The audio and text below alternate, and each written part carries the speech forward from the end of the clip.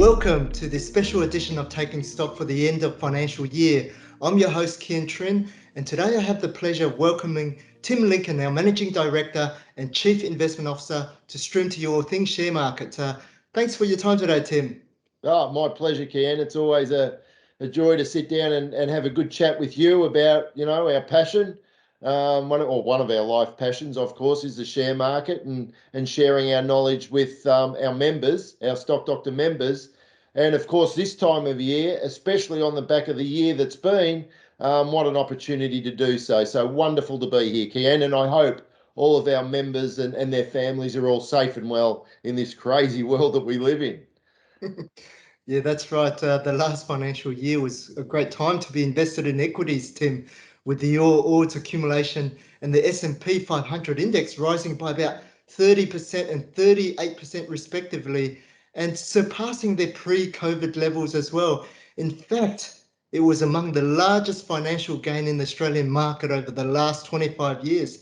And this, of course, came on the back of this COVID pandemic, where the market fell by 39% in under 2 months. And the key lesson here is not to let fear or emotions dictate your investment decisions. And Tim, one of the boldest predictions you made during the midst of the pandemic was that the market will experience a V-shaped recovery. And fast forward 12 months, equity markets have now exceeded their pre-COVID highs.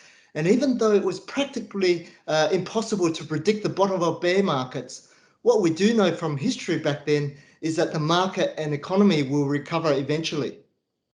Yeah, Kien, all of our members who have been with me for a long, long time know that I always rub my hands when there's major market corrections, because we know that volatility creates opportunity. It's one of our key philosophies, and certainly when the market corrected over 30% over 12 months ago now, that was certainly a great opportunity. And as the great Warren Buffett, one of his famous quotes is, be fearful when others are greedy and greedy when others are fearful. And that's the mindset we really do have to adopt in equity markets. But we've also got to make sure we're incredibly disciplined and we focus on quality. So it's not a point of just being rampant and rampantly speculating and picking anything. You've got to be opportunistic around those quality businesses. And another one of our key philosophies is to always separate the noise from the facts, and making sure, based on our bottom-up stock picking approach, that we're using quantitative data as the primary reason for stock selection, and therefore our decisions are all objective rather than subjective and opinion-based decisions. So separate that noise from facts. Volatility creates opportunity. But even those investors and members out there who are maybe in a stage of life where capital preservation is important, and they're worried or nervous around volatile environments, we understand certain stages of life that occurs. Or if you're new to the market, you might be that more trend sensitive, and that's where SD Max and SD30 TSR, our two technical indicators that are employed under Golden Rule 4, have played a massively positive role too in this current environment. And those members who have been employing those two strategies have fulfilled their objectives too.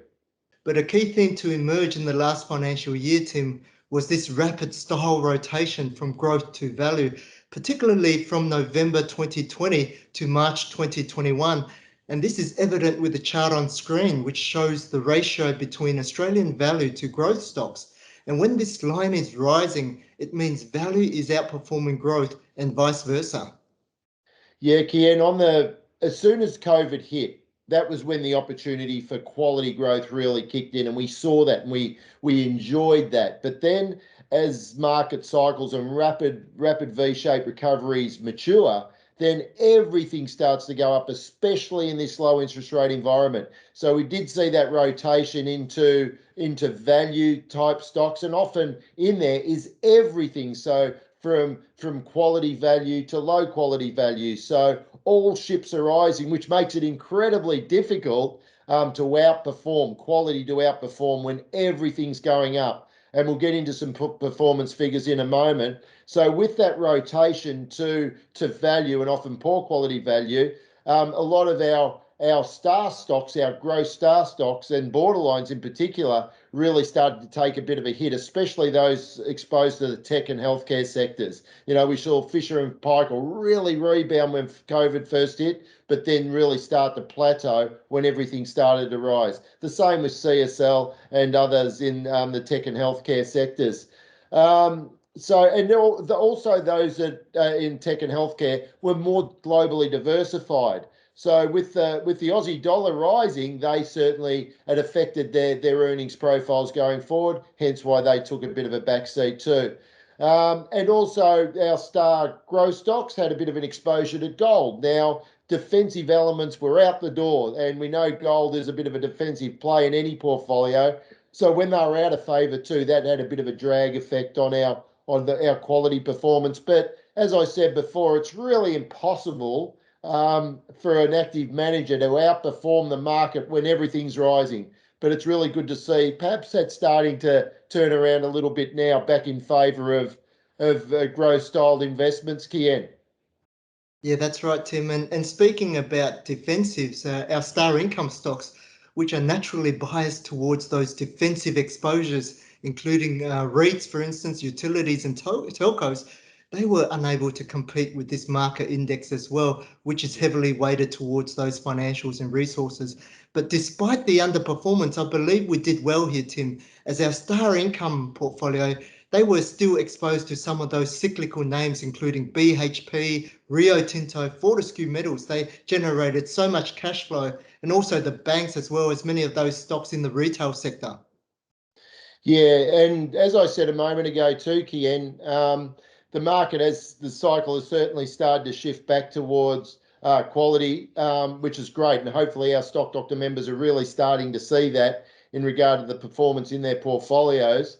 And it's especially over the last 3 months, where our star growth stocks have returned some 13% compared to the market of 8.7. So real consolidation there, real nice shift back. And even our star income stocks and borderline star growth stocks have generated 10 and 9.3% respectively over the quarter. So really good positive returns. But what matters most is the long-term objective for our star stocks outperforming market over 5 years or more. So then again, that long-term theme. So don't worry about the last month, quarter, even the last year. It is about checking that performance and result over that 5-year commitment to the stock market. And for income investors, our star income stocks have also delivered a wonderful yield, well above cash rates, and delivering on their particular objective in a very volatile environment. But really, it is all about consistency over the long term, isn't it? And, we're really proud that our members can embrace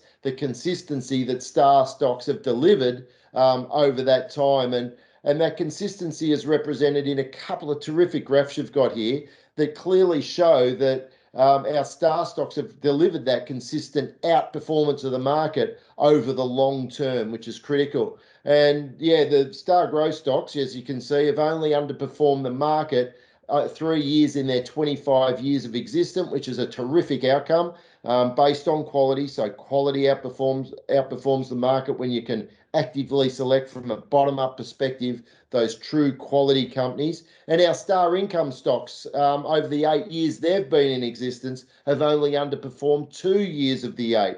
So the probability of success based on quality is really high.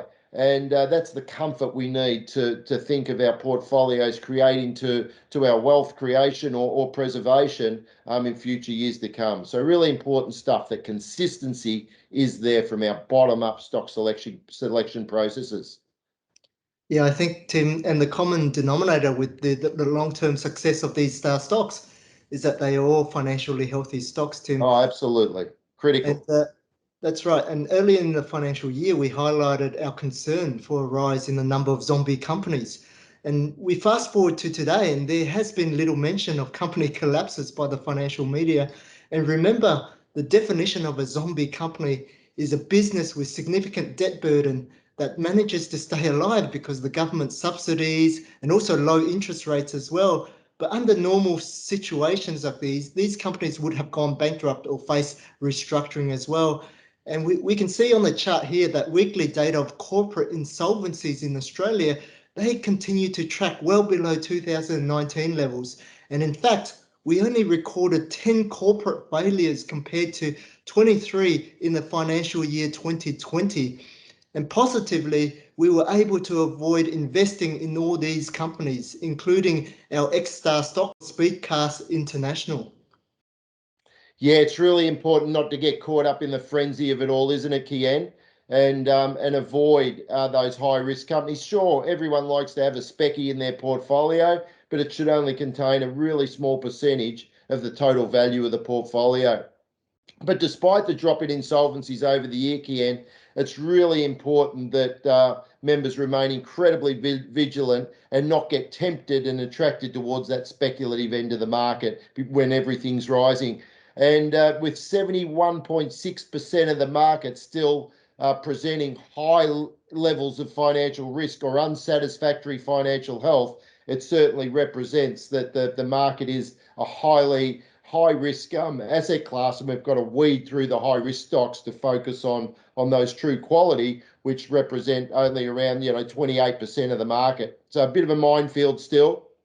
And over the last few weeks, Kian, you've really highlighted a few high speculative stocks, high risk stocks like EML Payments, and also Nuix, NXL. So a couple of examples there that members could have a look in Stock Doctor and just see how easy it is to avoid those high risk profiles. And even companies like Webjet, Flight Centre, and Qantas, as Webjet and Flight Centre have been star stocks in the past, but certainly their business models are still under threat, and it's going to be a long time before they return to true profitability in the current environment, especially with their business models not able to get up and running. And similarly with cryptocurrencies, highly speculative. It probably is the future, but at the moment we prefer to wait on the sidelines until new technologies, new sectors, or new ways to do things actually prove themselves from a bottom line perspective.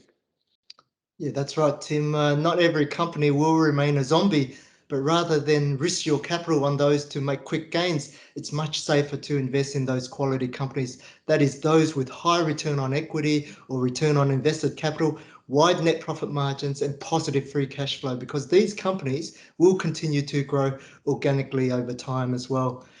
Also, over the last few months, we've spoken about the market cycle and why we believe it's reached the peak in the recovery phase. And this has been reflected in a number of leading indicators we monitor, including the OECD and also Westpac Melbourne Institute Leading Economic Index.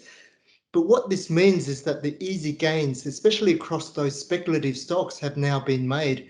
And during this phase of the cycle, the odds between growth and value are now more evenly balanced. And this has given our growth portfolios a chance to recoup some of those lost ground over the last couple of months. Now, the easy money is also expected to wind down as the US Fed and the RBA, they've been alluding to an eventual tapering to its quantitative easing program. Now, interest rates could potentially rise in 2022, a year earlier than anticipated, and that's to combat the rise in inflation.